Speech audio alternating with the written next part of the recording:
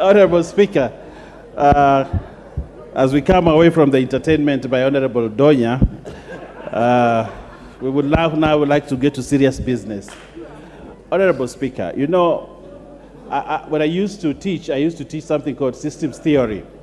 When you are looking at systems theory, you needed to look at the input and the output. Honorable Donya, what is order on Baya? Point of order. How can he say entertainment? You are making my electorate think I'm a comedian, Honorable Baya. What are you saying? You have to withdraw, not entertainment. Carry on, Honorable Baya. Thank you very much. Thank you very much.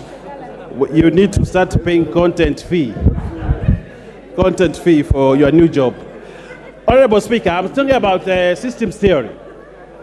And when you're talking about the systems theory, you look at the input and the output. But at the end of the day, Honorable Speaker, the bigger picture, the whole system is very important.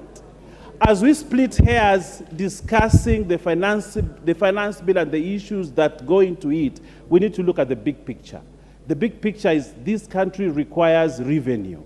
The revenue that is required is needed so that we move this country forward.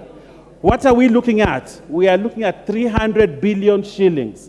Where is this 300 billion shillings going in this finance bill?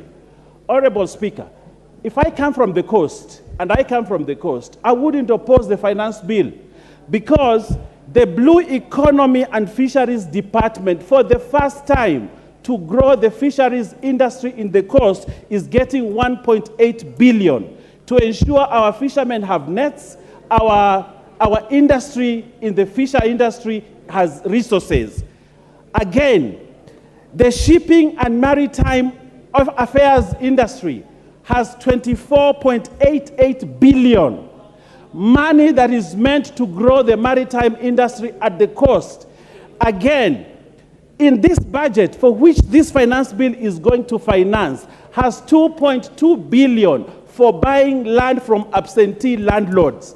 Honorable Speaker, if you come from the coast and you oppose this finance bill, the finance bill which is going to finance all these beautiful, good things that the president wants to do for the coast region, who are you fighting for? That is the question that I ask. Who are you fighting for? We need to look at the big picture. When we collect all these resources, all this money, whether it comes from hair, from nails, from condoms, like Donya said, from wherever it comes from, the bigger picture still remains an important thing, and it is about what we get from it. And I'm very sure after this finance bill, the coast region will rise because of the money that we have. Honorable Speaker, again, the question is, where do we as a country want to go? Do we want to go over the cliff through more borrowing, or do we want to stop borrowing, start looking at inward revenue and use that revenue to ensure that we can develop this country, or we want to go over the cliff with debt?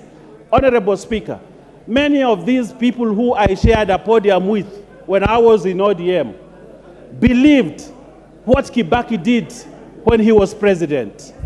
That Kibaki brought in the new saying, kulipa ushuru ni kujenga taifa, ni kujitegemea. Kulipa ushuru ni kujitegemea. A lot of them believe in that mantra. They believe in the Kibaki economics, which was about self-sustaining a country through taxes. Today, they will sit here and say, we cannot pay taxes. We should not pay taxes.